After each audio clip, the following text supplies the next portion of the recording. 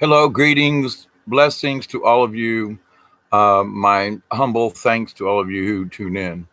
And as I finished up a video here just about an hour or so ago, it's 3:56 a.m. Eastern Standard Time down here in South Georgia. Now I have south-facing windows that because I have a passive solar home, and I had a lot of windows, and so I had turned off the heater and closed the computer and was laying down going to watch a movie, and I'm looking out the windows and I see this really bright object. Now I've seen this object several times, and I thought the first couple of times I saw it, it was a figment of my imagination. And with the windows, sometimes there may be a light on somewhere, and sometimes I get a weird reflection. But so when I look out my southern windows, I'm looking towards Thomasville, Georgia, and the Georgia Florida state line. Now, I put in the title rather than Thomasville, the Georgia Florida line, because I can't be sure as the altitude of this thing. And I'm so close to the Georgia Florida line that with the height of this object and the distance that I was looking, it seemed to be south of town because it seemed to be further away than 15 miles, which is about how far away I am from Thomasville. It seemed further than that, which would have put it between Thomasville and Tallahassee, somewhere along the Georgia Florida line. So anyway, I'm doing this because I'm making this as a reference. It was a orange that changed to yellow, orange to change to yellow. And at first I thought it was a star. And I'm looking out the windows. It's a really clear night tonight, actually early morning, almost 4 o'clock a.m. And I'm looking out there and I'm going, hang on. I remember I have seen that object in the same place. Now, when I look out my windows, I've got trees on the property line that are a couple hundred feet away, at least 200 feet away. And so, but where the power line goes through my property to my neighbors, there's a gap in the trees where they keep it cleared and I keep it mowed. And so there's this, the right of way of the tree lines on either side of the power line. So there's a spot through the trees that I can see further south because otherwise, from my point of view, the trees block more of the horizon. So I'm saying this because this was below what my normal horizon is, and there's only a short little window in there that I can look left or right. Otherwise, I get into the trees on either side. So I'm watching this thing, and I realize, oh crap, that's the one that I've been trying to catch. So I slip off the couch and I go to put my shoes on. I'm keeping an eye out. My camera's nearby. I'm watching this thing, and it comes up a little bit and it gets brighter, and it's a really short little window. And then all of a sudden it just goes dark. It just disappears. It started look like it was flickering, and then all of a sudden it was gone. Now I have noticed this thing at least 6 times. So I went outside. I tried to, I'm sit here in the house and I try to position myself in the same way so that I can look it in the same direction and I can catch that same little window. It's not there. The other stars and everything that I see out the same window and everything's still facing south. And I'm like, that thing ain't there. Now, somebody might say, well, you just saw an airplane taking off or something like that. Nope. Tallahassee Airport is the nearest airport, and it's way further south. It's on the south side of Tallahassee. And there's Thomasville does have a really good long runway, but there are a lot of secrets around Thomasville and between Thomasville and Tallahassee that I have spoke about in previous videos. Old underground tunnels and things on some of these plantations that actually ran between some of these plantations. And these plantations down here are thousands of acres, privately owned with huge Victorian homes on them that some of them are 200 years old. And, they've got slave quarters. And I mean, I knew people that worked at Pebble Hill Plantation. I used to do puppet shows there, and I've been around. I've been on the property. I've been, fishing there. And anyway, I have a lot of history with being on some of that proper up some of those properties south of town and between Thomasville and Tallahassee. Now, so I'm looking out the window again, and this is basically, I just want to make a comment that that thing was one of them UFOs I've seen before, and they appear low in the sky. So from my standpoint, I have to be at the right angle because they're further away than what Thomasville is. I can see the lights of town, and I know all these things. I've lived here for so long, and so I'm used to looking at things out my window.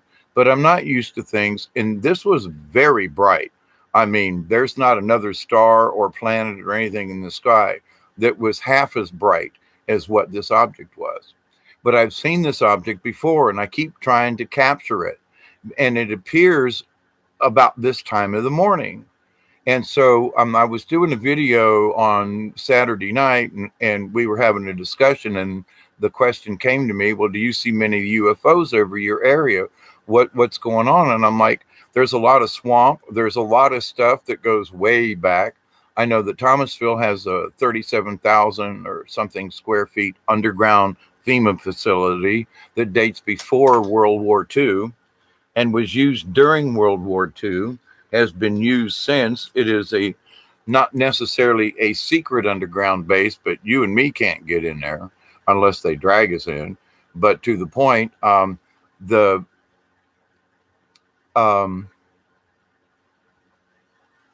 one of the state mental hospitals sits on top of it, on the ground up top of it. And this facility has got some weird stuff attached to it, all types of fiber optics running to it and things, and just, okay. And so my point to that is there are things that have been underground for a while. Now, this particular thing I've known about for a long time. It's listed, if you look for FEMA camps in southern Georgia, it will show up. But the thing is that most people because it's underground, nobody really pays any attention to it. Well, I've always thought, what else is underground down there, out in the swamps? And I keep seeing things. I've been down in the swamps. I've lived here. I canoe and kayak these swamps all the time. And I'm always keeping an eye out for stuff. But this particular morning, just about 30 minutes ago, it took me a few minutes, and I thought, I'm just going to do a quick video just to explain that there's another one, and it's in the same location. I don't know where they're coming from. I know they seem to be south of Thomasville, Georgia, and they seem to be along the Florida-Georgia line. Now, I spoke about that before because I've been in the swamps, and there's really nothing there. I didn't think there was any areas around here, in this area of the state of America, that still had a honestly true wilderness where you don't hear a dog bark or a truck's horn, or there are places here in the swamp that someone might have a little fishing camp, and they might have a night light, and you'll see that security light, and that might be the only thing, and there might not be anybody. But my point is that down in this area of North Florida, South Georgia, there's nothing. It's completely dark. There's no street lamps. Nobody's got a light in their backyard that you can see. I mean, it is completely dark. It's wonderful. But at the same point, it seems like there's something that this is the same area I'm discussing relatively, in that this seems to be where I keep seeing these orange, yellow. It's more orange than yellow, but it kind of flickers. And I'm thinking when I first saw it, I was like, well, that's a really interesting, variable star. And I was like, it takes me a few seconds for things to register. And I'm like, okay, so the first thing I see, okay, flickering variable star. Wow, really bright. So on the horizon. Usually on the horizon, things don't fluctuate like that because the atmosphere is more dense, and it's actually a little bit higher above the trees that you can actually see these things And the fact that they're a variable star, and they flicker and change colors and blues and greens and yellows and whatever. And so this has only taken a few seconds for me to process, but I'm thinking, okay, variable star. Next observation, wait, it's really big. Wait, next thing is, what do I know in the southern sky that nothing? There's nothing that's supposed to be there. Okay, so this has taken now a minute and a half. And as I'm doing this, I'm thinking, wait a minute, is that a reflection in the window? Nope. I move my head left to right. Nope. I do the typical things I do to, like, nope, it's not a reflection off the windows in my house that's creating this, because now this thing is really getting variable and it's sort of changing yellow out of the orange so much, a little fluctuation there, but it's still mostly orange. So while I'm doing this, and this is only taking a few minutes, so at about the 3 minute level of my going through this process, I realized that's that son bitch I've been trying to catch. Where's my camera? Get, uncover, put my feet on the floor, but I'm eyeballing where that thing is, because I'm like, yeah, I know it's in between those trees where they keep the power lines clean. I know that's where I'm looking at, because that's one of the few spots I can see that far on the horizon sitting here in the house. So I've been through this before, because I've tried to track this. I can't say it's the same object, but it keeps appearing in the same damn location. And this is at least the 6th time, and I mean in the last several months. I look out there all the time and it's like, what? Because I'm always kind of facing that direction when I'm laying on the couch watching TV.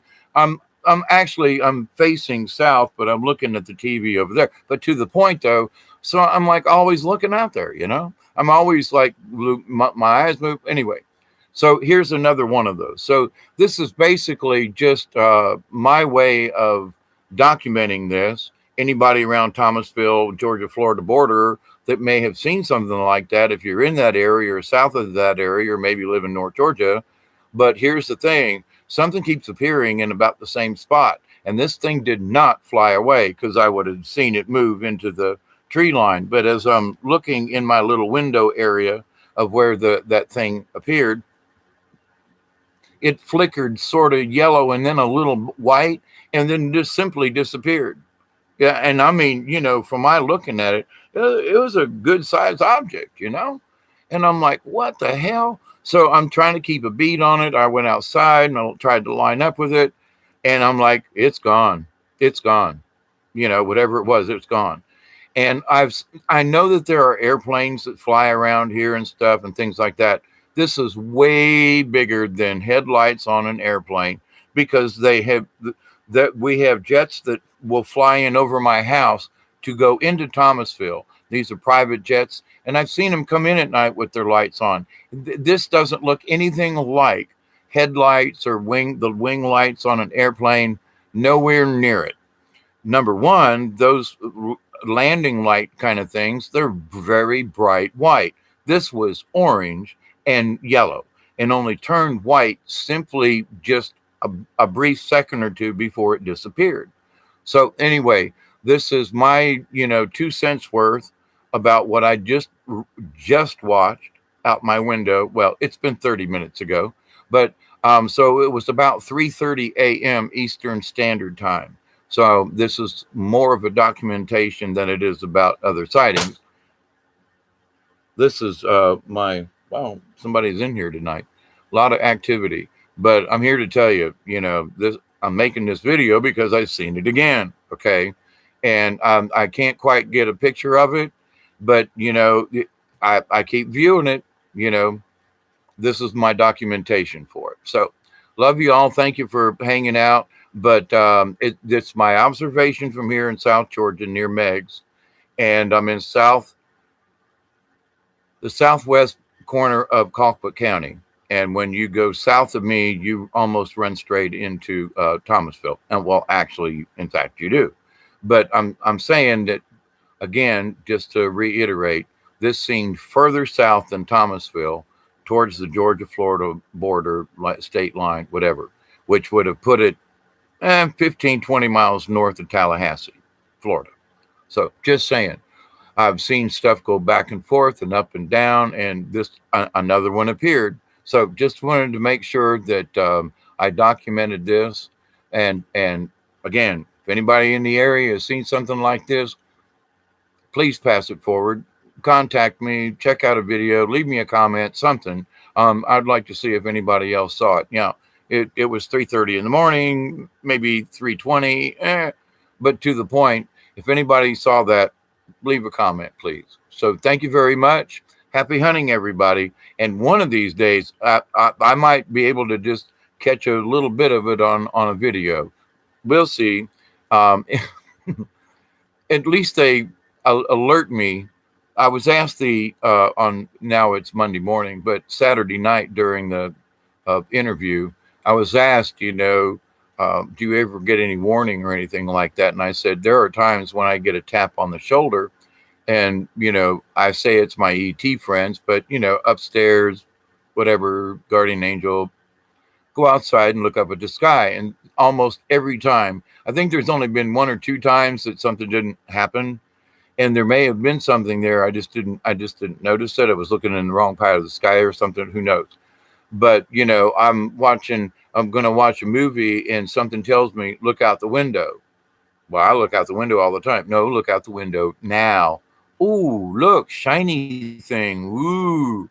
And so I have a tendency to, like, when I listen to my spirit self, and I just did a video just an hour or so ago, and I'm like, when you open up yourself and you keep your connection with the spirit, you're kind of tuned into the quantum reality of everything. And so I seem to be always tuned in now. And so a little bit ago, and I was like, it took me 20 minutes to like, well, should I make a video? Yeah, document it, please. Just document it. Just tell folks, this is what you saw. This is my observation. And the damn thing disappeared again, as they have a want to do, but it's in the same location. And so, hey, heads up, everybody, take a peek out there. But I got a tap on the shoulder to look out the window, and that's when I noticed it. I got to rewind the movie because I've been involved in trying to spot this UFO thingy again. And it's the same color orange. Well, hello, Marie, how are you? Good evening to you, I think, in your area and where it's morning here. I'm gonna get this one of these days. But anyway, but to the point, it's like the last few times I've seen this, I can't tell you it's the same object, but it's the same color order. It's orange with yellow and then a white before it blinks out. And there's been a lot of times I thought it was reflection in my window. I've probably seen this thing a dozen times in look, because I'm facing south when I'm laying on my couch down here. And it's like, wait, there it is again. Well, it's not a bumblebee. It's not all these other things. But tonight I got the tap on the shoulder. Look out yonder. There it is. And I'm like, hello, Patrick. How are you again?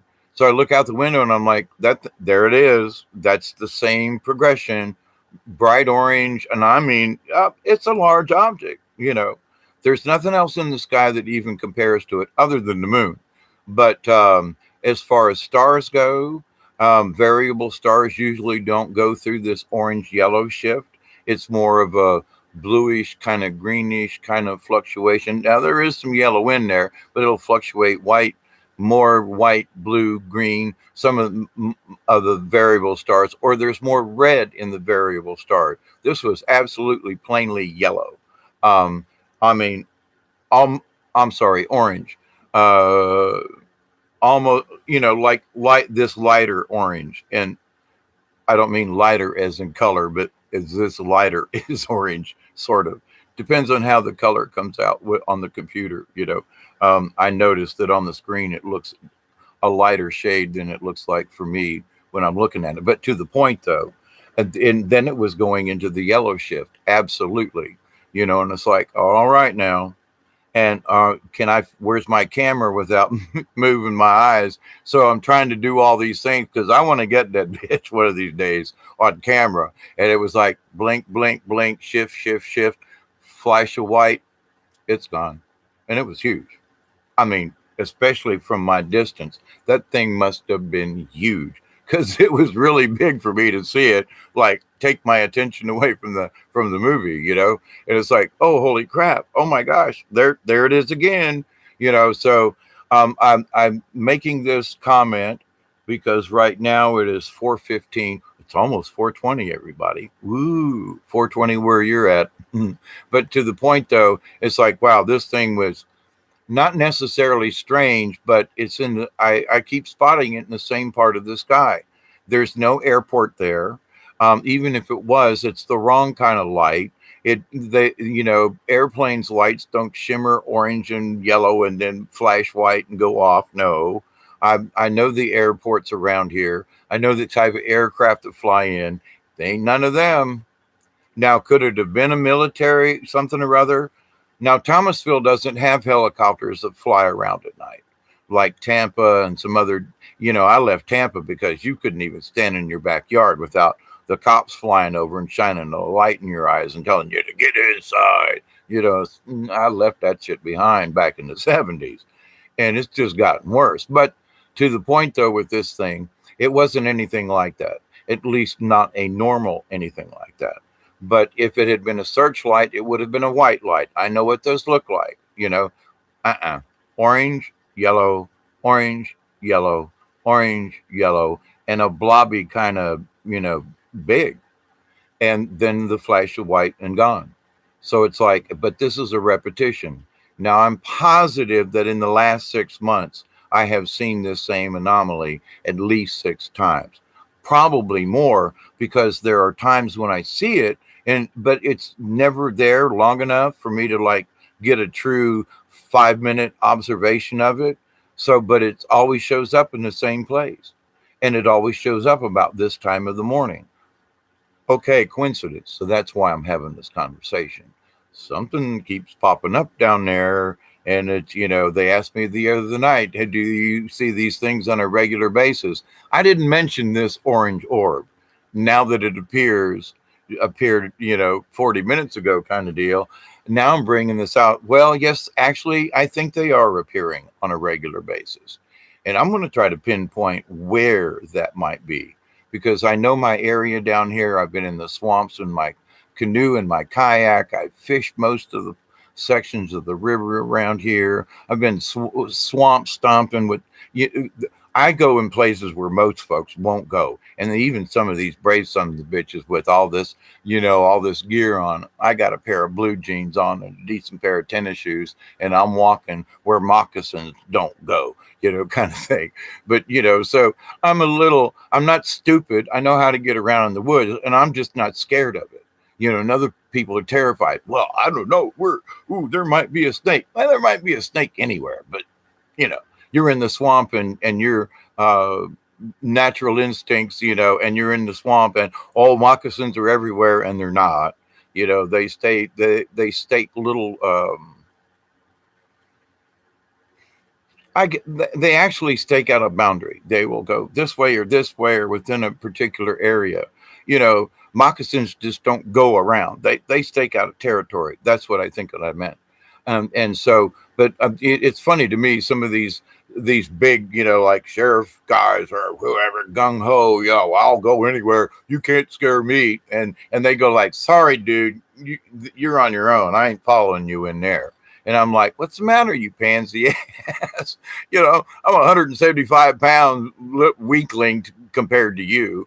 And I got a pair of blue jeans on, tennis shoes, and you won't follow me into the swamp. You don't know very much. But anyway, but that's when you're comfortable with your surroundings and your area and that kind of thing. And so I've scared the shit out of a lot of people. Like, look, I'm in front of you. If something's going to bite, it's going to bite me first. So you're in luck. I'm going to be the one that encounters whatever it is first. I would never allow you to go first because you don't know the terrain. But anyway, but I'm going to try to triangulate this thing. I know what my heading is from where I can see through. I know about how far away off the horizon it is. I can tell by an approximate size, and I'm going to give it my best guess. And I'm going to go take a ride. I'm going to go get on Google Earth, and I'm also going to look down upon it and see if there's anything new that may have popped up, or any reason that these UFOs, uh, there's something. Now, they could be ours, but there is nothing of ours that I'm aware of. And I've studied this area a lot for caves and other purposes, looking for mushrooms, camping, swamp stomping, where to put my kayak in to go visit, a new place. I mean, all of the above. And so I'm going to try to figure out where this thing, the why of it is like, okay. But the thing is that it keeps appearing in its very same, very similar area. And in that respect, I'm going to try to triangulate it in myself with Google Earth and just see if there's anything pops up. There's some strange anomalies around here. When you look down on from Google Earth, there's some strange patterns that are like etched in the countryside. The way roads go, the way there are certain big wagon wheel kind of patterns in the soil, and I can't figure it out. Why would you take an entire hill of maybe 40 acres and it from the air it looks like a giant wheel? I don't get it. And I mean, there's one of those instances just right down the road from me, about 4 or 5 miles as the crow flies. I don't know what this thing is, but I've been around it on the ground and it's planted pines. But when you look at it from the air, there is definitely a pattern in the ground. I don't get it. It's high on a hill. It's an important, wait, how do I mean important? It's important because where it sits and on the hill that it's sitting, it's a really good piece of land, and they're growing pine trees, that's a groovy thing. But I still don't understand why there are these patterns of roads, and somebody had to make them on purpose, because I've taken my little protractor and held it up to Google Earth and went, damn, somebody measured that shit out. I mean, those angles between the roads of this spooky thing that, from the air, somebody mapped that thing out. Somebody drew a straight line. I mean, this is a little beyond creepy in a way, but some of these things go back so far back, and I mean into the 1700s when white folks started, really living around here. Now, to that same point, there are a lot of Native American traditions and things that were here long before white man ever walked this earth. And near a mile north of me from where my location is now is a place called Thigpen Trail. And it goes down through Thomasville and south of Thomasville and all the way up into Maine. Thigpen Trail was like this major highway for Native Americans before the white man got here. And it was a trail down to the ocean and then all the way back up into the Cherokees and into the Cherokee Nation and all the creek and the Muskogee Creek down here. It was a trade route, and it's just about a mile from me. And so I'm right on this trade route, and so all this other stuff. So there are some ancient things that are here. You just can't really see them. There aren't these great big benchmarks or stone monoliths or anything like that. But I've been down in the swamps where I've seen mounds that just don't belong there. And whether it be Native American or older or something like that, who knows? And not far from me, over on the Georgia-Alabama border, is a place called Kolomoki Mounds, and it's a big pile of dirt, okay? And there are several other mounds around there, and a very interesting place. And so the Kolomoki Indians, which date to like 1,400 years ago, so it would have been 800 or 900 AD, I guess, just before, anyway, long time ago.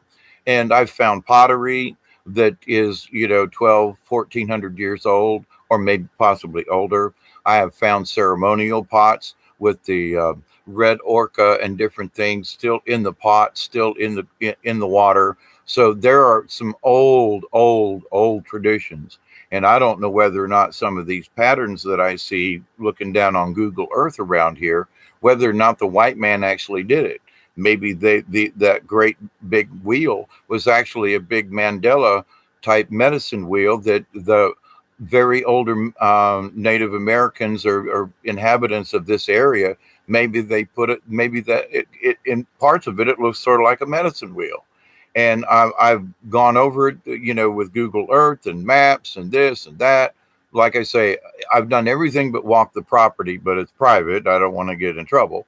And there's no place I can just go up and knock on the door and go, can you all talk to me about this? But anyway, so, maybe what I'm looking at and observing goes back maybe 1,000 years. And whoever bought the property, those lines in the dirt were already there. Maybe they didn't put them there. Uh, Just curiosity, because I've noticed a lot of other things. And there are a lot of hidden caves around here, a lot of strange waterfall type events and things. I've talked about the caves under this area of South Georgia, and man, there's all kinds of stuff around here. If I were a younger man, I'd been done crawled in some of these holes because I've been looking for them. Now that I found them, I'm too old to crawl around in them at the moment, but I ain't done yet. But so there's so many different things around here, and it's like there are some of these caves that they're not big enough for a UFO to go in, but they're pretty damn big. I mean, there's some big holes in the ground and that open up into these huge caves. I mean, the one that we know as Climax Cave around here, you have to rappel to get to the bottom of this cave. And you have to walk into a fairly deep ravine. And then you have to rappel about 50, 60 feet down off the side of this sheer cliff straight down before you get to the bottom of the cave. And then the cave is enormous. I mean, I've been back in there. We plotted at least 1.25 miles.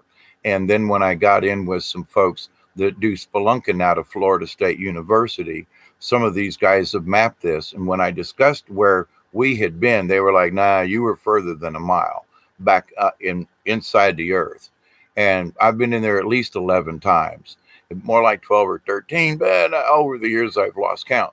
But to the point though, there are things that I know about this area and kind of creepy lights and things. Now, I don't know, are these caves and this cave system that's under this area down here, does it have anything to do with like the ET lights and things that I see?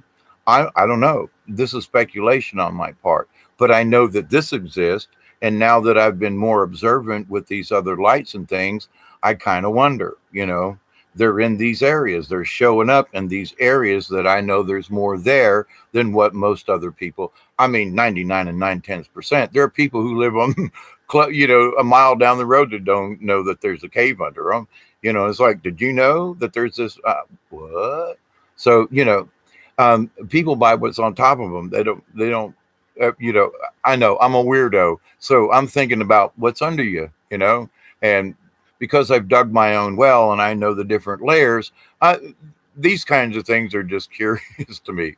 But when I see these strange orange lights in the sky and around my area, and I'm like, well, I've seen things over here because I've been in the woods over there. I've been in the swamp, blah, blah, blah, whatever my reasoning. Sometimes I just go find a clear spot so I can have a better view of the horizons, so I can stargaze. I'll take my binoculars, or I've got a small telescope, and sometimes I just go find a good spot out high on a hill. Might be a few miles from me, but I'll find a desolate location on an old country road, just park on the side of the road and set up my telescope and watch the sky.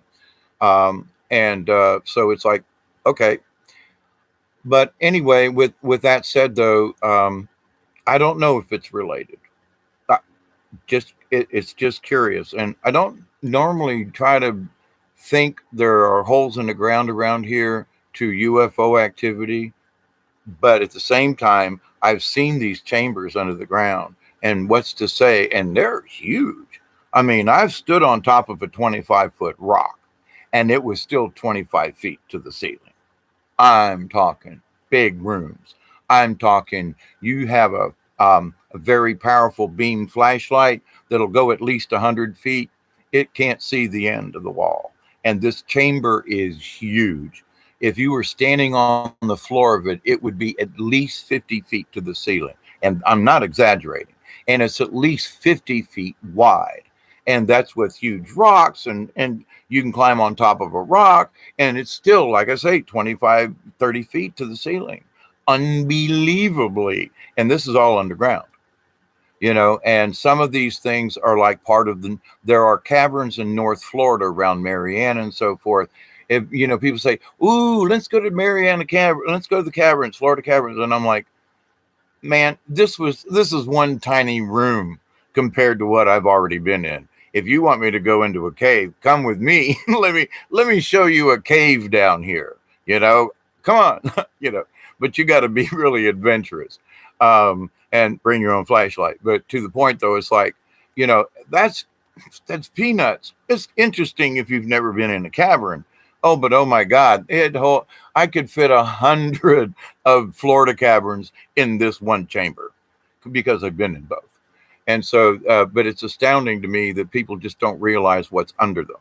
And so, I don't know.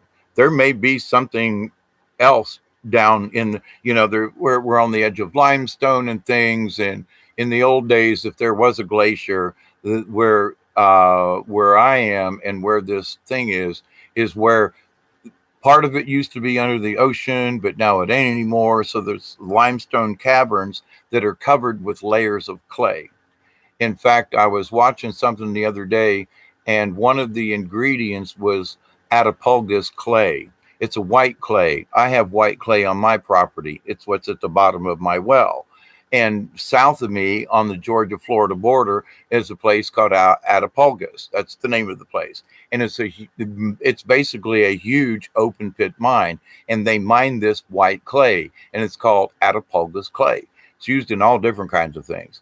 Now, just south of me by 10 miles is another huge open pit area, and it's called Oil Dry. And there's another name that's thrown in there, but it's basically, they mine this white clay, which is similar to the Atapulgos clay, but not quite.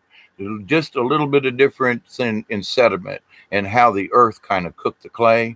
But they use this white clay for kitty litter.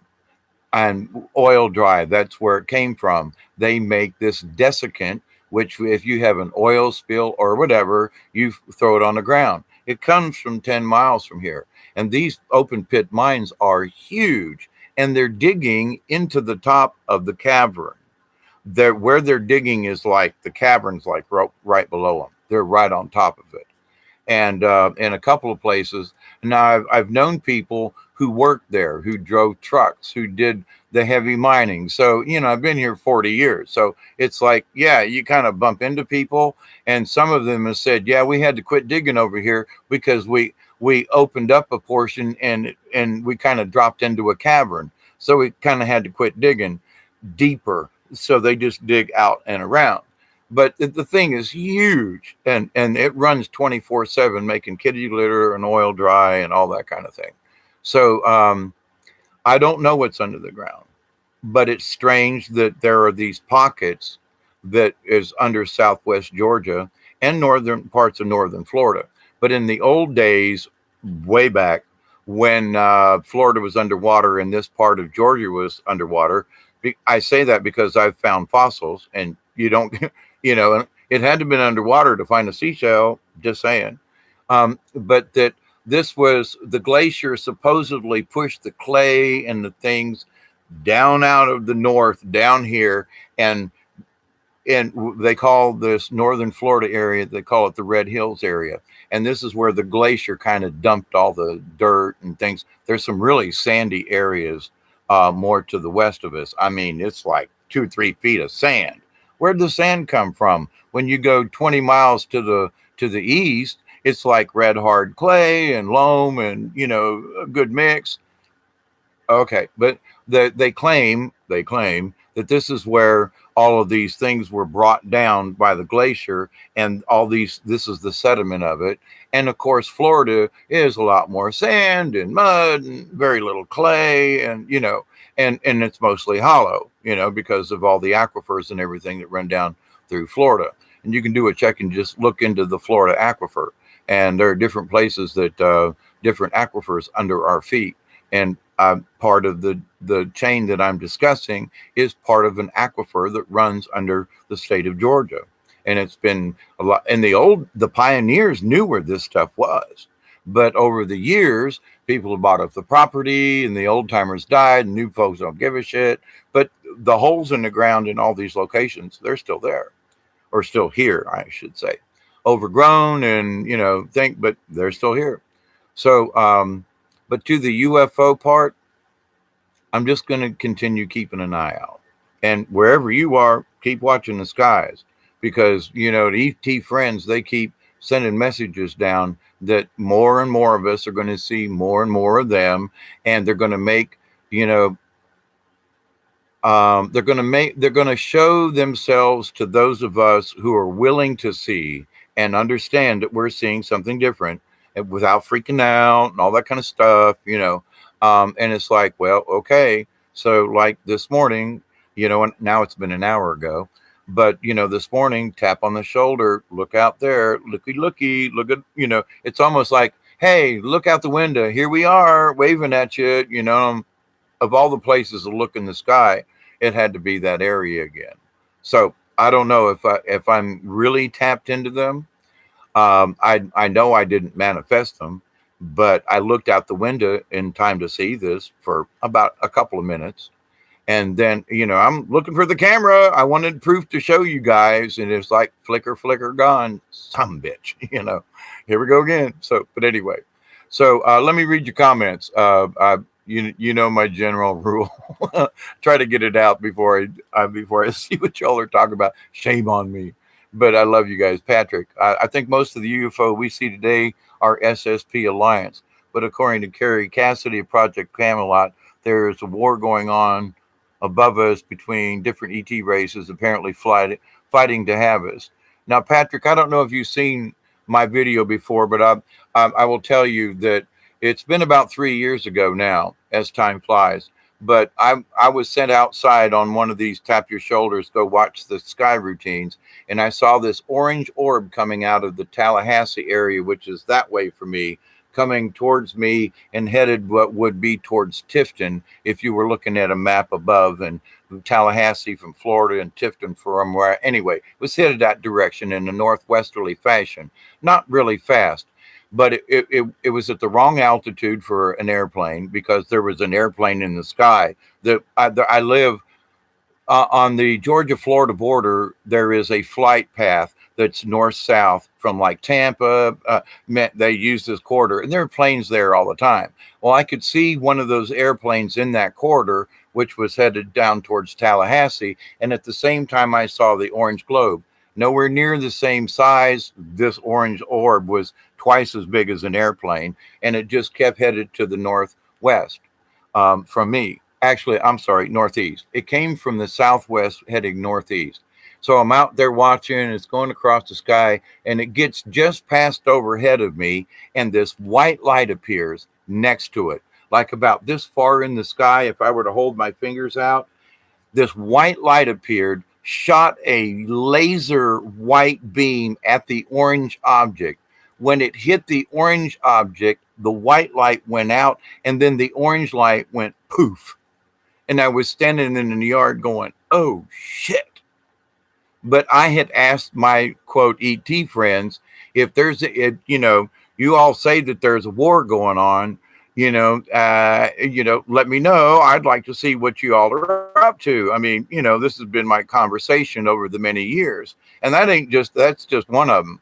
But I mean, this happened like almost over my head. Blew that sumbitch up. I don't know who the white one was and the thing, but the orange one was gone. Don't know who it was or what, but there wasn't no triangles involved. These things were orbs. These things were something else, not some kind of nowhere near it, And it's like, you want to say interdimensional? I want to say cloaking. Could that be interdimensional? Yeah. But I'm here to tell you, I have witnessed more than just that. And from here, there was one night I was coming home from a friend of mine. I'll go ahead and tell you this, and since I'm on the subject, but I was having this conversation. I had listened to something on my thing. It was an ET kind of UFO thingy, and it was about the same. It was just before this incident happened. And so I'm helping my friend, and I'm driving home way out in the country. And I'm hearing this conversation with ET, trying to convince myself, okay, I'm really hearing you guys. And they're like, yeah. And I'm like, okay, one of these days, you guys are going to prove to me that you're really up there. You're going to show me something that's going to be like unmistakable. So I'm having this conversation as I'm driving home, about 10 miles away, give or take. All of it's in the country, very few lights or anything. So beautifully clear sky, no clouds, no nothing. And I'm driving down the road, and they're like, oh, here, the road is straight, and then it takes a hard right, goes down about a half a mile, then takes a hard left. It's like a Z. Otherwise, for 10 miles, this road's straight, but there's this Z.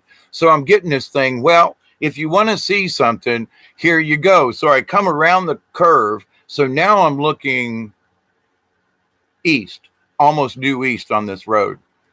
And I see coming out of the front window of my truck, of course, it's up in the sky, this thing that has been blasted apart. And it reminded me of the shuttle, the Challenger, I can't remember which one it was, that came in over California and blew up. It was bigger than that. There were colors I've never seen before. And I'm a machinist, and we used to do spark tests on metals. I'm used to seeing stuff like this. But this thing came in, it exploded, it split out, and it went from my right side view of the window all the way across the sky. I mean, it went past the horizon. This thing was spreading out in greens and yellows and orange and blues and reds. And I was like, son of a bitch. And ET was like, well, how'd you like that one? And I've seen meteors come in. And so I was like 5 minutes from the house, not quite halfway home. And so it's only a couple of minutes. I get home, I get on the computer, I type in all the information. I even had a cell phone at that time. I did a little voice recording and described what I saw at the time that I saw it, got home, downloaded it, got on the meteor site, loaded up the information, put everything in there, the time and everything, to like within a few seconds, because I had my cell phone and was like, oh crap. And there wasn't any time because I was driving, but in that little quarter-mile stretch of zigzag, it was at full view in my truck window from one end to the other, perfectly clear.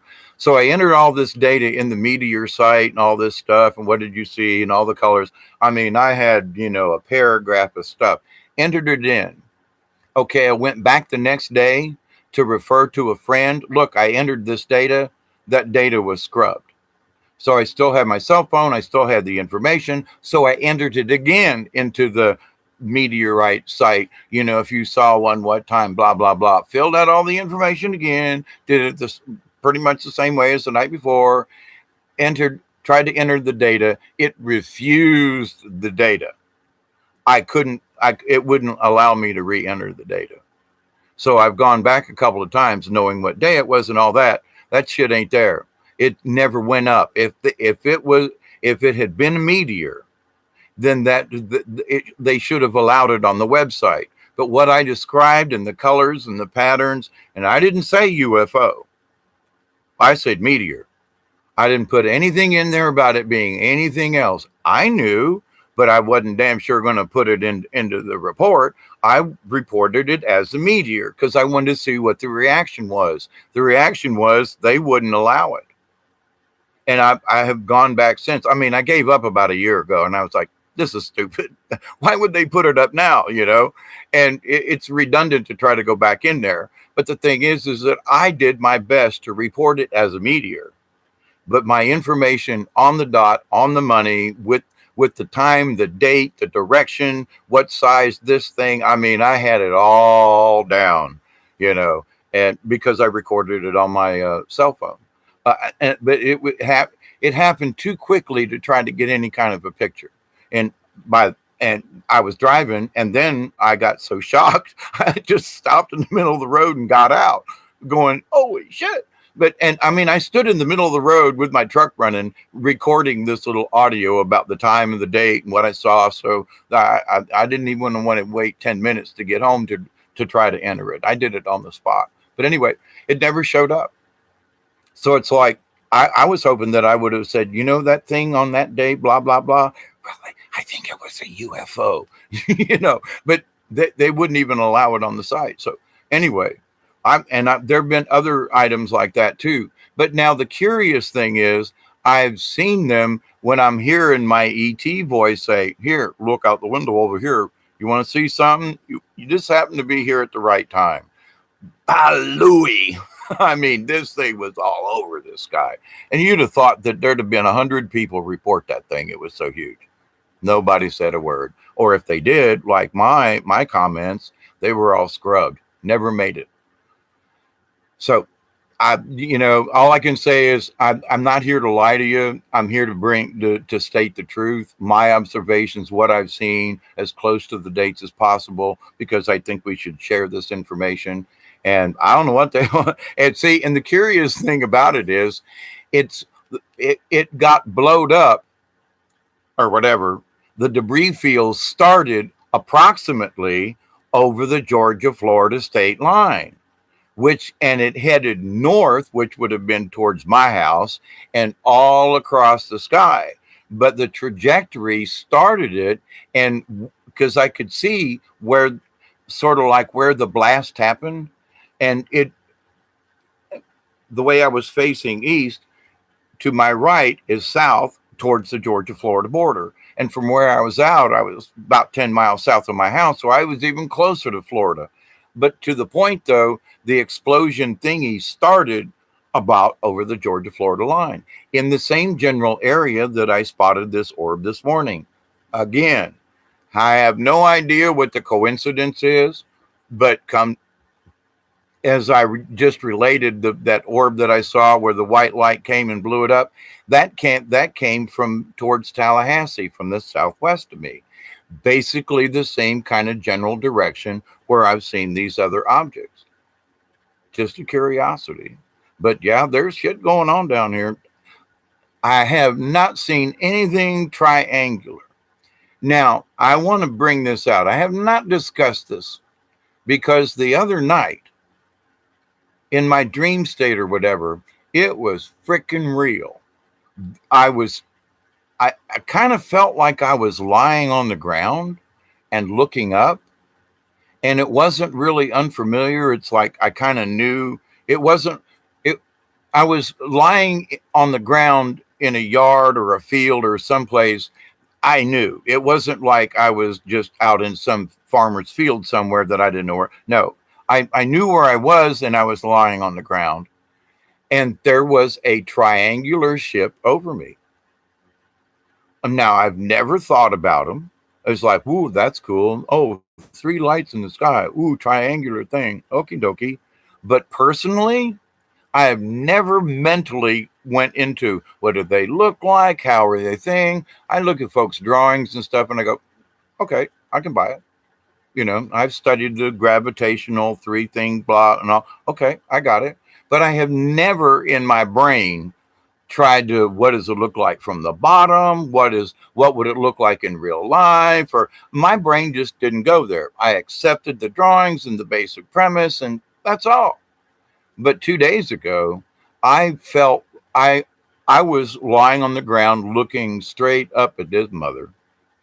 I could see this, and I could tell the metal difference. And being a machinist and working with metal, I was like, wow, that kind of looks like that sort of looks like titanium. I've worked with titanium, so I know what it looks like. And especially when it's sort of polished, because we used to build airplane. I used to help build airfoils for jet engines. And some of the stages are made out of titanium because they're light and very durable. So anyway, I know what it looks like. And so in my whatever dream it was, but it felt so flippin' real.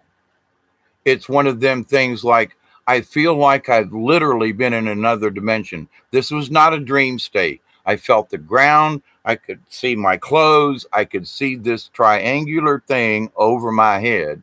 And I thought to myself, that's one of ours. And then I woke up and I was like, what? Wait, where did it go? Whoa. Where am I? I'm in the house. Wait, how did I get in the house? I was just outside laying. Shit. And this is the first time I've talked about it because I'm still like, what the hell was that? I just, it's never entered my mind to be like looking up at it. It just, it ain't there. All of my little fantasies or whatever. Okay, I get it. But this thing was flipping real. There were details around how the orbs are. There was like this little, it wasn't really chrome, but it kind of was sort of like around a headlight in the old days, you know, the chrome thing around a headlight. It was like that, but not. And because I was like, oh, that's like a headlight, you know, there were these things in that period of time. But when I woke up, I was like, where'd that sumbitch go? It was right there. Wait, I'm in the house. What field was that I was laying in? Because it was like it felt comfortable, but it wasn't here because it just didn't feel like it was here. But I knew where I was. I still don't know about that. And I'm having this conversation because y'all are still here, and I'm like, but these things are happening to me now. I still have not a clue what this triangular. I saw that thing. It was there. It was the texture of what I saw. It wasn't just it because what I saw has never been described in any pictures or videos that I have seen over these many years of these TR3Bs and of what they look like underneath. I saw it myself. There it is. Holy shit. And these are my descriptions. And I'm like, well, yeah, there were the round things, but nobody's ever described like a chrome kind of doodad around the headlight kind of thing, you know, and that it looks like brushed titanium parts of it. And that, you know, where there was a curve where it was from underneath, there was this really nice bend because I thought, you know, that's really hard to do in machining is to get this really nice curve where it started going up the sides. And I was like, you know, so all this stuff came in at me. But as a machinist, I'm like observe these kinds of things. And I was like, how they bend that metal like that? I don't see a seam. You know, there's no weld marks, you know. And if they welded it, damn, you know, they covered it over real good. I mean, all these things were like right there. It looks like they stamped that bottom of that thing out of one piece of freaking metal. Now, how in the hell they do that? I mean, you know, and I'm still trying to, you know, I'm having this discussion with you because I'm opening up and discussing these are the things I observed. But at any other point in time, I would have expected to be looking up at a flying saucer versus a triangular craft. That I'm kind of like, it's okay in my head. I believe you. Okay, there's no reason for me like to overthink what the damn thing looks like. But at this experience the other day, some bitch, I was looking at details nobody else has ever described. Now, is what I saw truly, you know, one of them 3Bs? I don't know. It damn sure looked like one, but I got a different kind of point of view from some of the way I saw the metal and how it was formed. And the fact that I didn't see any machining marks. I mean, there were, and it seemed like it was really close. Now, to this same point, it looked like it was a small one. This was not a large craft. This looked like, you know, a scout ship, maybe 2-person, maybe 3, but this wasn't like a big deal. But it was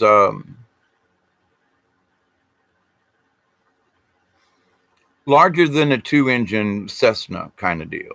An Apache or something, you know, think a small plane, twin engine. It was bigger than that, but it wasn't a 747. It wasn't a DC-10, you know, but it was as big and wingspan wide, like a, you know, a twin engine Cherokee or something, you know, that's how big it was that big. And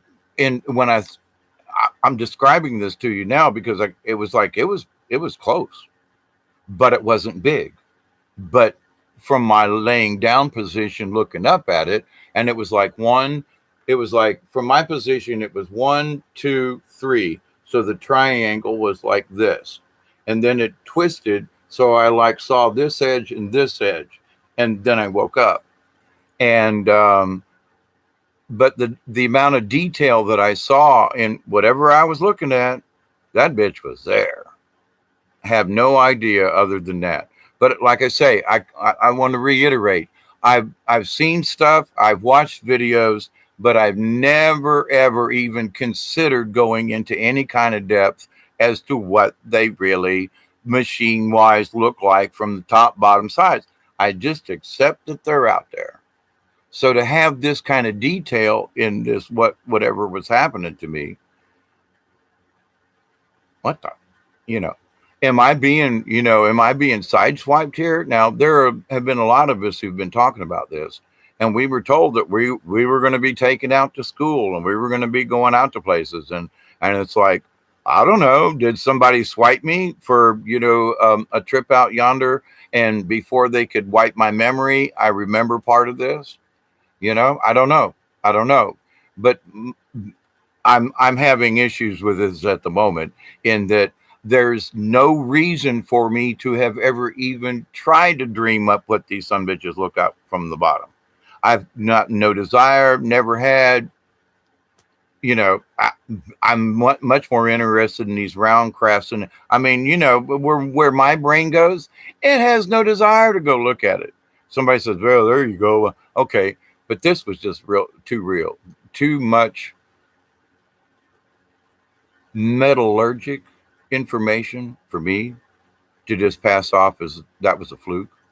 Okay, don't know where it goes, don't know where it's headed, but it was damn sure strange. And this was just the other day. Now I've had a similar dream to it, where I thought there was some kind of triangle in there, but it was like, I think maybe they erased my memory before any of it could converge. But now, since I seem to be tuned in all the time to whatever's going on in some cases, it's like I wished I knew where this TR3B should come in. I don't know. I'm not making any claims. I'm just saying I saw details nobody else has described, but it from all intents and purposes, I knew exactly what it was. Oh, there's a 3B. I didn't have to even go TR. Oh, ooh, there's a 3B. And then, but all the other details was like, some bitch, how'd they get them corners like that? How'd they get that corner? How'd they get that titanium look to it? I mean, and then I woke up. So before my mind got a good chance to analyze what I saw, but I got a picture. And so it's almost like one of those cosmic zip files they talk about. It's almost like they sent me a picture, and now I'm it's slowly being downloaded. Is like, it did look like titanium. It did look like this, and it did have this kind of thing. But at the same time, it almost looked like it was painted. But no, it wasn't paint. It was the metal. I mean, did they burnish the metal? Was the discoloration of the metal due to, like the travel of the thing? Or did they make the metal and they burnish it on purpose? That's where my mechanical brain went to. So anyway, y'all are writing stuff. Let me put my glasses on and read it. But we'll see. I don't know. We'll see.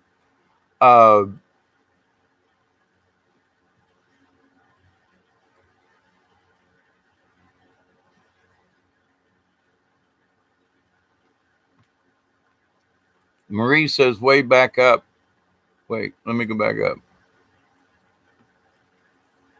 All right. Well, Patrick, if you're still here, I think I kind of sort of answered your question. I've seen the war going on in person and also in a dream state. I have no idea. I believed it before they talked about it, because I was seeing these things before Carrie started talking about it. And then they start talking about it, and I go back and go, oh, well, I guess what the ET's telling me must be true, because now Camelot's talking about it, Drake's talking about it, all these other people are talking about it, and I'm witnessing it. I'm seeing it with my own two eyes. I believe you.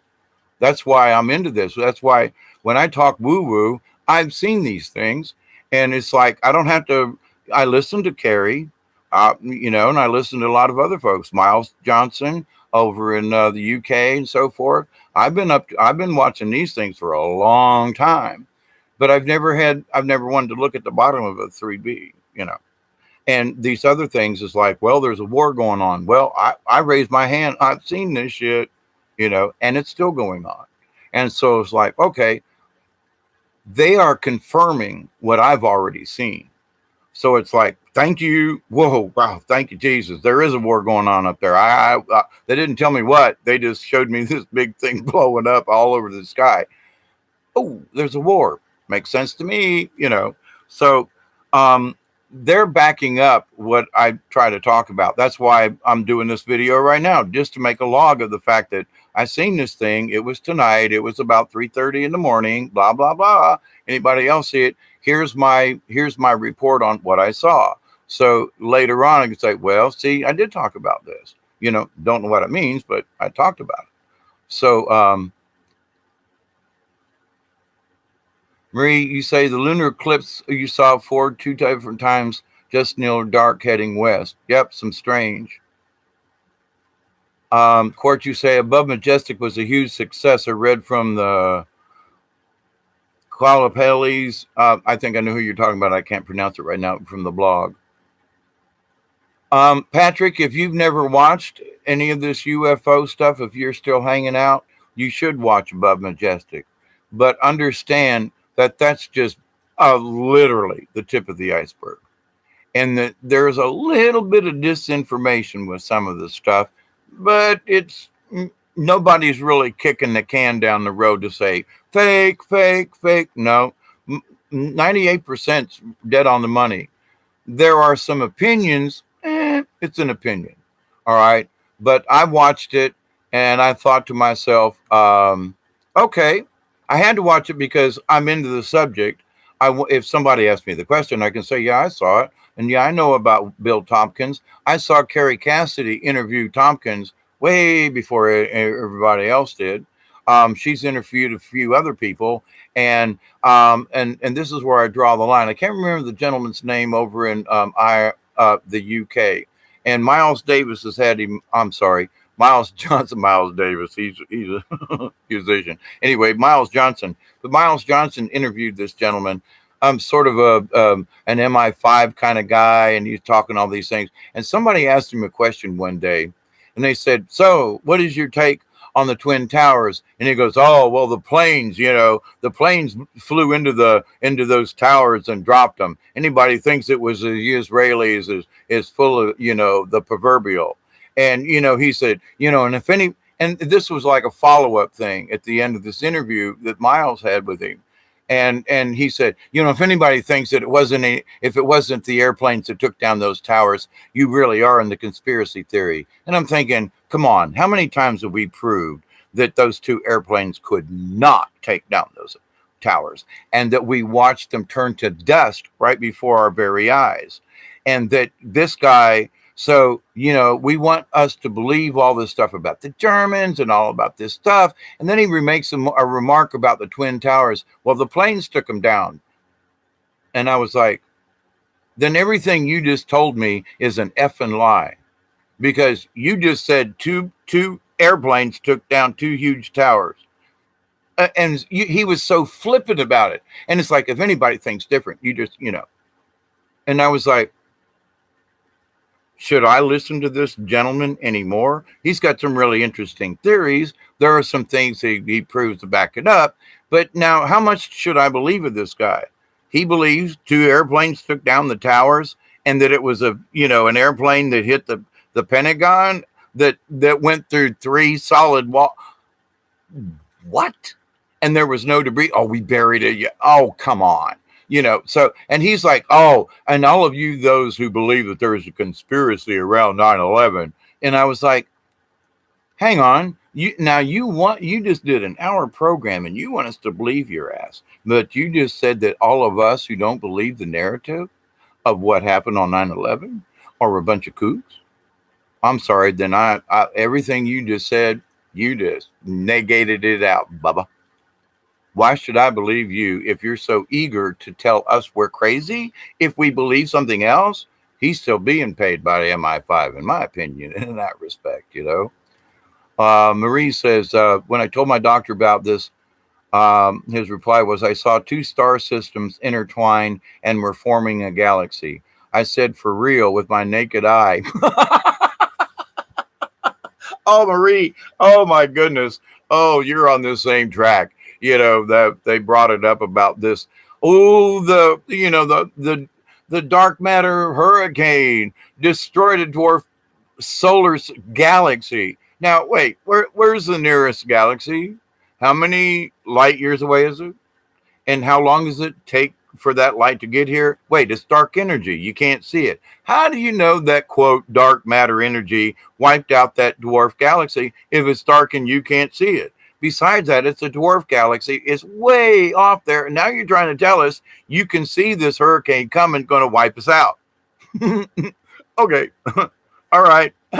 All righty then. How do you know that hurricane wiped out that dwarf galaxy? Did you see it happen? Oh, well, it's something and they got an excuse. And I'm thinking to myself, here's more silly science. They're trying to explain to us about these waves of energy that we've been discussing for a long time now, and that we're in it now. We have been heading towards it, the whole solar system, where everything in the solar system is being affected. And we're going through this thing. You can see it in the instruments, the magnetosphere, all the evidence is there. Some of it's from the sun, but most of it is a huge patch in the galaxy that we're all going through. That's just what it is. And so, but they're trying to explain it. Woo, dark hurricane destroyed a dwarf galaxy. Now, if this thing did destroy it, how many light years away is this? How long does it take that light and stuff to get here? And you're sure it destroyed that dwarf galaxy. How? Did you watch it? And then now, well, if it just destroyed it and you watched it and that's where your proof lies, how many light years away is it from us? It's another galaxy. It's not even in the Milky Way. It's another galaxy. So there's all that open space. This stuff has to try. And you want us to get worried about this? Excuse me? Are we back to silly science again? Why are they starting this chaos about this? I think it's because they're trying to explain these waves of energy. So they're going to blame it on a dwarf galaxy, and they're going to blame it on, ooh, it's a dark matter hurricane. If it's dark, you can't see it. Then how do you know it's headed our way? How do you know it is? They just want us to believe this crap. I ain't buying it. Now, is there energy out there? Is it coming towards us? Yeah, but all this other crap. Patrick says, doctors, what do they know, right? Duh. Agreed. Maurice, he also studies astronomy. Well, he don't study astronomy very well. I've been studying astronomy. Yeah, easy for you to say. Since I was a Cub Scout in the early 60s. I've been watching the sky for a long time. Had several very good telescopes. I used to hang around with people that had 8-inch and 10-inch telescopes. And when you looked at Saturn, you saw the rings. You saw it with your own naked eye clearly and up close. And and so, yeah, I've known about some of these things for a long time because I've been a long time observer. And that's why I say, because I've been observer for so long, these are my observations now. But to the point, Marie says, that was a group of 3 that was crossing past. I was finishing up with the eclipse, packing the things the way I thought I'd stargaze when the stars were, and 3 crossing past. 2 behind was like knew I was watching and started to configure each other in a figure 8, eh? And apparently that's how galaxies are forming too, by gravity forces pulling 2 systems together. Hard to explain when typing, but no, it was UFOs. The first one was all spiky. It had points coming off it all over the place. Patrick, you say, do you think disclosure happen? It's happening. Listen to Trump. Back when he did an interview during the North Korea Kim Jong thing out in Singapore, he told people then during that live hour-plus long interview, he said, me and my uncle used to sit around and he knew Tesla, and He knew, he's a professor at Harvard, and we used to sit around and talk nuclear energy all the time. And I guess I know a pretty good bit about nuclear energy and other things, he says. And another statement, he goes, yeah, and we're going to start, we've got a space program. We're going to start. So the disclosure is already here. It's here. Trump's speaking it out. Space program, he's trying to rein in the secret space program rather than tell everybody, woo, it's been a secret for a long time. We're going to develop this. He already knows it's there. Him and his uncle knew about it after Tesla died. They have had chats before. This isn't new to him, okay? He knows things a lot of other people don't give him credit for. But when you do your homework and you go back through it, you listen to some of his speeches, he is disclosing something all the time. Where there's going to be, he keeps talking about the new technologies that are going to be coming out in the future. He's bringing back in, manufacturing back into America. Why? Because Americans should build our own stuff, not the Chinese and other people. I mean, we don't make our own semiconductors here anymore. We don't even make shoes here in the United States much anymore. And other clothes. I mean, the sewing factories have all closed down, for God's sakes. What? I mean, if we run out of trousers, we're going to have to go to Timbuktu to get them. They're going to have to be flown in or come in on a barge. Who's making stuff here anymore? We don't even have the raw materials. We have the cotton. We ship the cotton out. Somebody else makes the materials and things, and jeans and stuff. That used to all be here.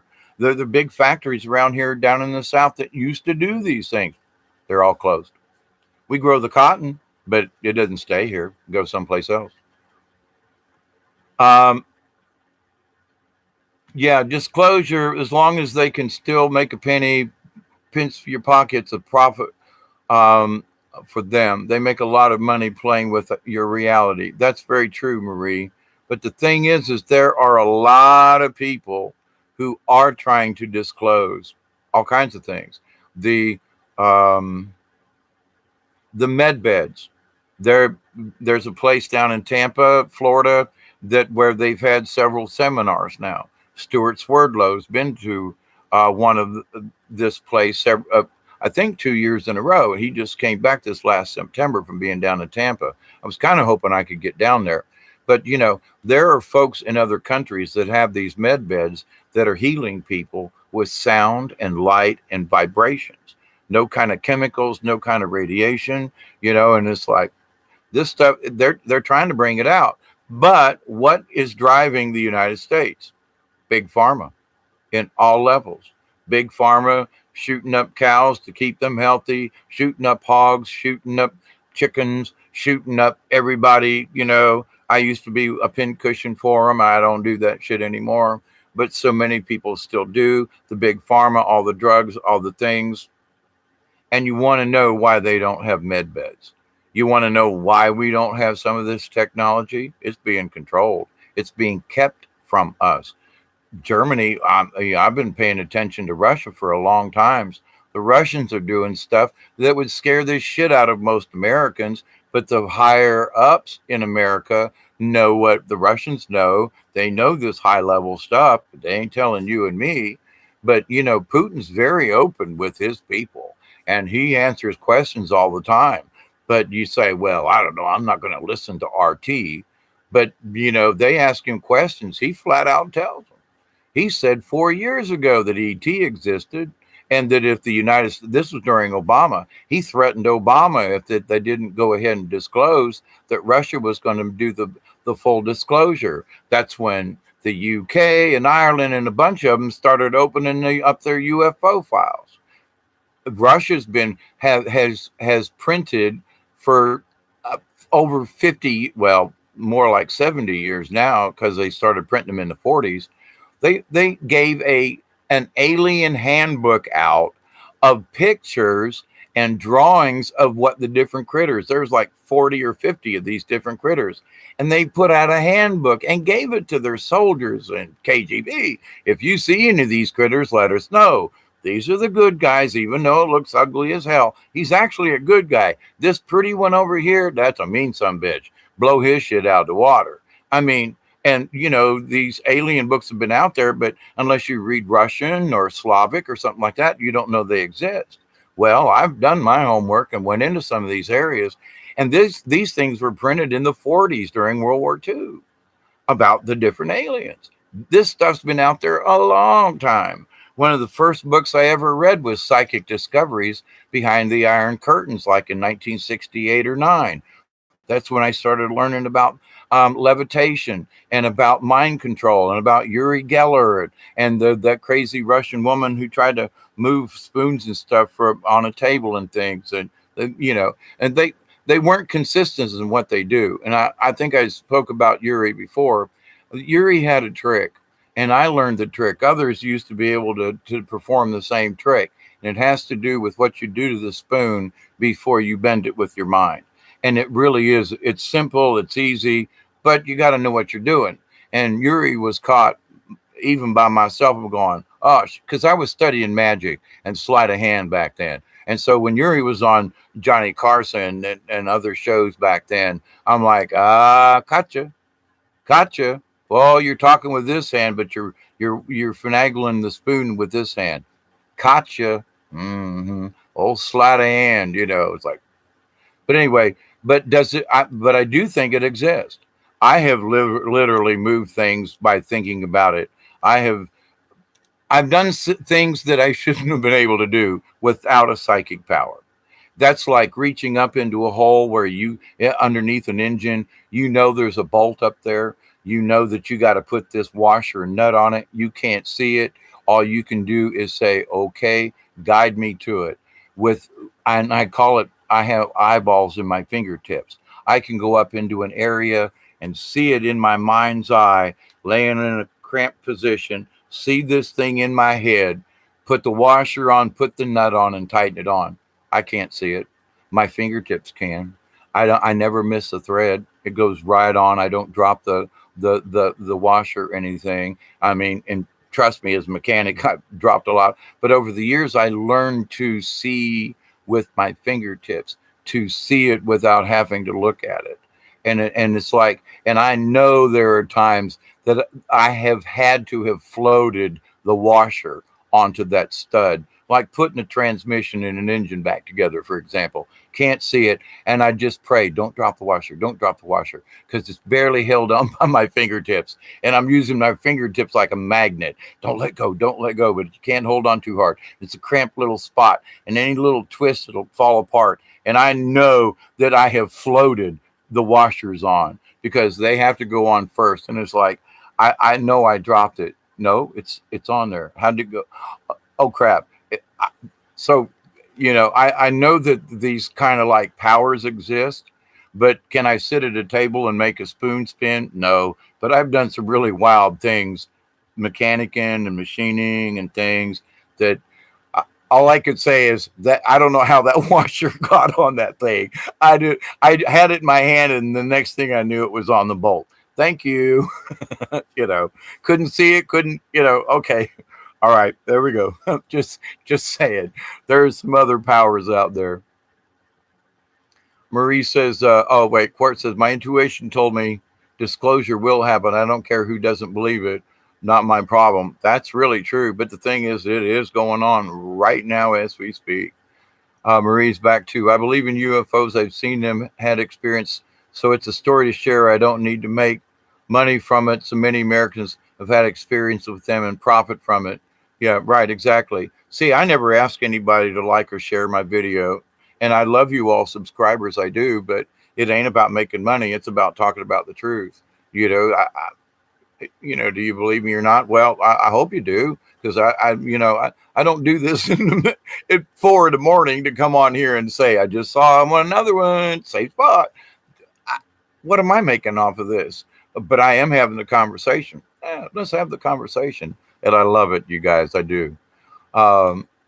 Abduction is kidnapping and against my will, and I wouldn't want to profit from it. Well, that's true.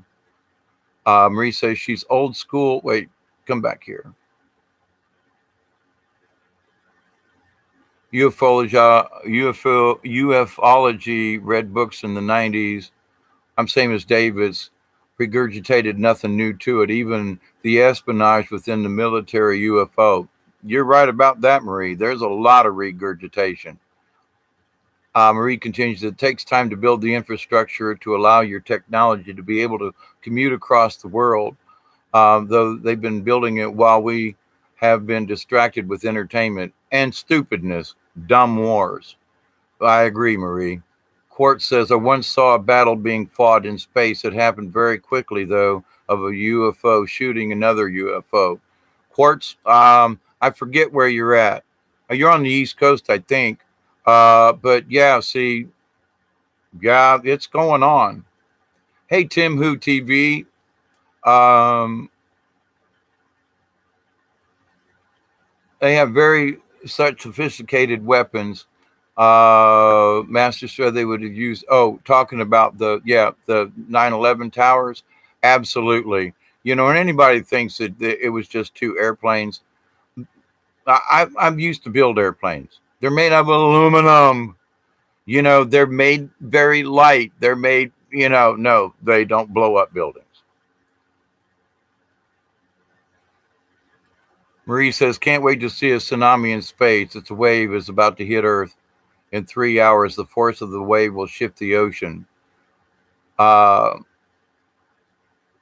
if it's headed in, we need to put on our PFDs, personal flotation devices. And I'm in the Alfred had an interesting guest on his podcast, Quartz. I usually keep up with Alfred. They tried to take Alfred out here just recently. You're in Eastern Washington of Washington State. Oh shit, you're on the other coast. Sorry about that. I have you confused with someone else apparently. Obviously, but to the point though, if it's dark energy, how can you see it? Now, my contention has always been, it's not dark energy. It's clear. It's opaque. And the reason it's dark is when I look out my windows, I don't see the glass. It's dark outside because there's no light. Does that mean that it's dark energy, or it's that I know my window's there? Is it part of the darkness? No, it's because the blackness overtakes the window. It's just dark, but I know the glass is there. It's opaque. I can see through it. Oh, but it's dark outside. Ooh. And my contention is, because of other things too, is the dark energy. We just simply can't see it because there is so much emptiness in the space that we there's nothing to reflect it. There's nothing for us to see. So if it's dark matter, then how can they see it? If it's dark.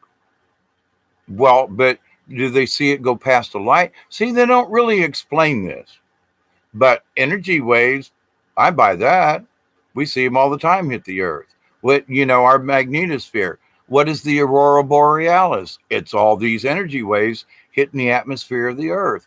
And the aurora's been moving further south recently into upper Michigan and so forth like that, where normally it doesn't go.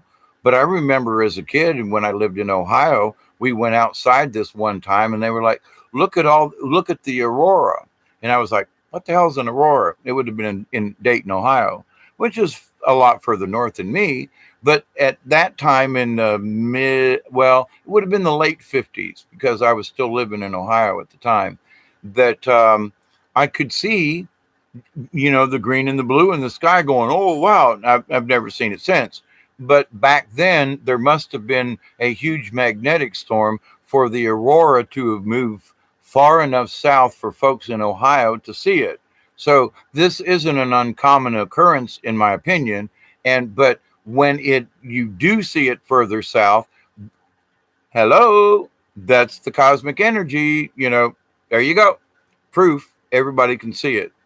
Oh yeah, Alfred knows a lot of things that the deep state doesn't want the masses to know about. Oh yeah, and he's one of the first persons that has brought up the subject of the multiverse. And I mean, he knew Jack Kennedy. He knew Hubert Humphrey. He's an old timer like me, but he was in politics. I was just a hippie working for the man, you know. But that we've went through the same type of things. We've been through the same history, if you will.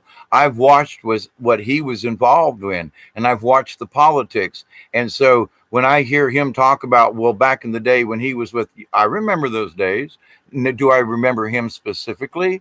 No, but I've lived it because he's older than me. Yes, exopolitics. Yes, and but he speaks about the multiverse as well, which is a higher level of thinking. You really got to like, there is no box to think out of. And Alfred's one of those few people who are there is no box for him to think out of, you know. And it's really interesting to watch and listen to him. So yeah, I missed that the other day, Quartz, and I need to go back to that. Thanks for the reminder, by the way. But with that said, though, understand that there's definitely stuff going on. I mean, I wouldn't have left the comfort of my little quilty thing in the middle of a movie to come over here and say, guys, guess what I just saw? I'm going back to my movie if I don't fall asleep first. Now it's almost 5:30 in the morning here. But I love you guys. Thank you for hanging out with me at all times of the day or night. Thank you, Quartz. Thank you, Marie. Um, let's see. Tim Who TV. Blessings to you. Always stop by, say hello. Let's have conversation.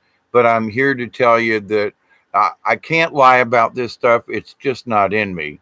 We are all seeing these things from all over the planet, and if you have not seen them, simply go outside at strange times, and especially in the early morning like this time. I don't know where you're living, but to the point, just go outside and ask them, anybody up there?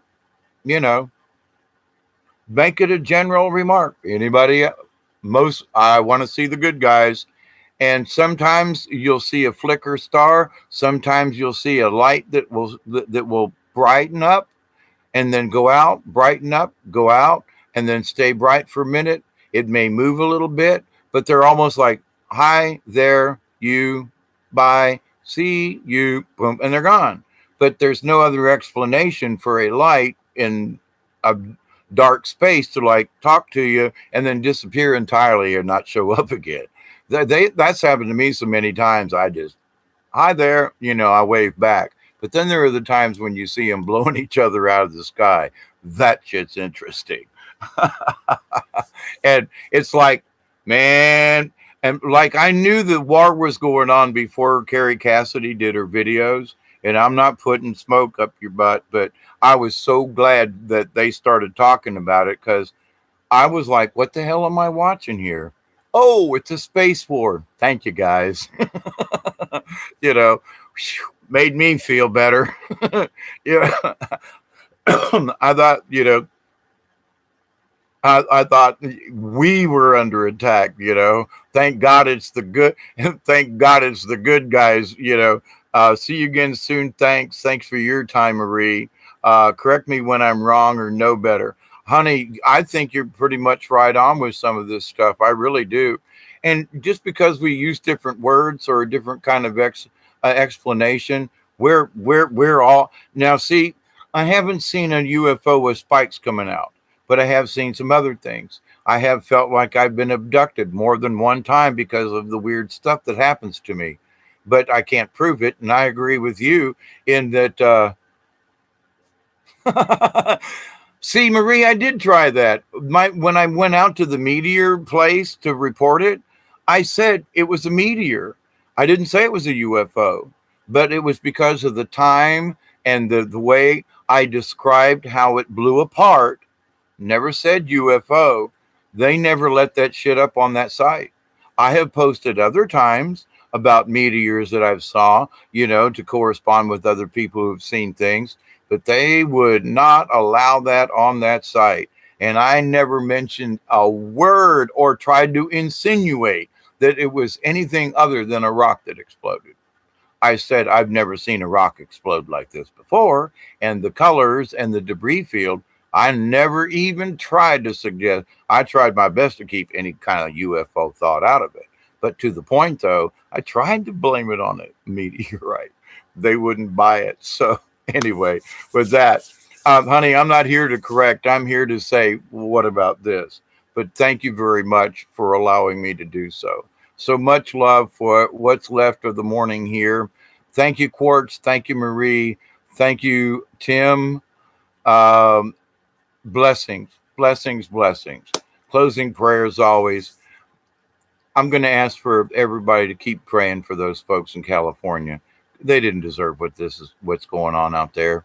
And just as a forester, and I live down here in South Georgia, we always do fires to keep those kinds of things from happening. A lot of pine trees around here, a lot of pine needles. Them things burn like quick. And we know how to do controlled burns. Sometimes things think they go a little overboard, but it keeps us from having forest fires. Them folks in California haven't had any type of um, honest corrective burning to get rid of the debris and stuff on the ground, nor the dead trees standing.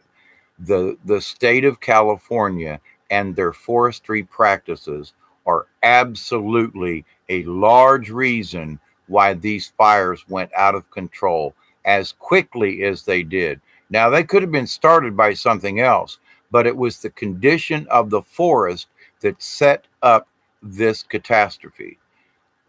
Horrible, horrible, horrible forestry practices. Trump talked about this, and other people have talked about this. Chopping into a tree and pouring in chemicals, but leave the dead tree standing. Millions of dead trees standing because they don't like them. Dead and standing, limbs fall off, undergrowth, because they won't do controlled burns. And guess what? Now it's an uncontrolled burn.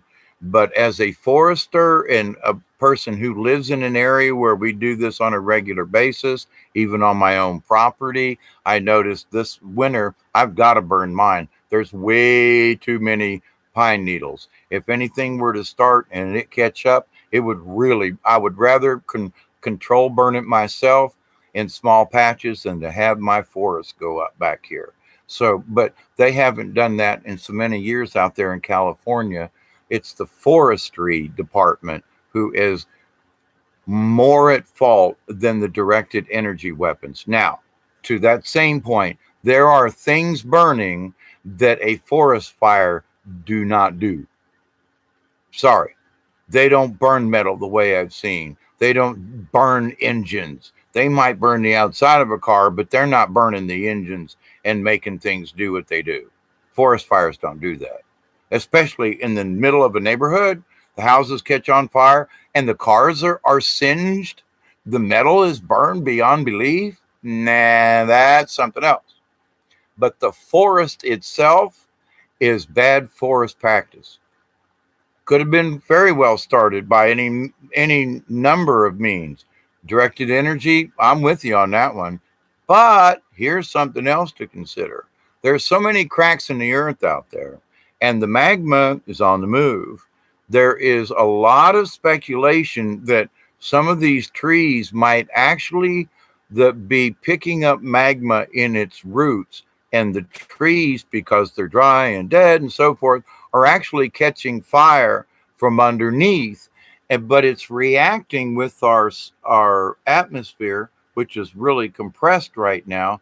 So thus some of these blue beams are actually sparks from the high resonance of the Schumann resonance, collected energy in the rocks, the magma underneath that we can't see, so that the heat buildup, there's a spark, a narrow atmosphere, boom, blue beam. Now, that could very well be a plasma discharge that had nothing to do with any type of electronic weapon.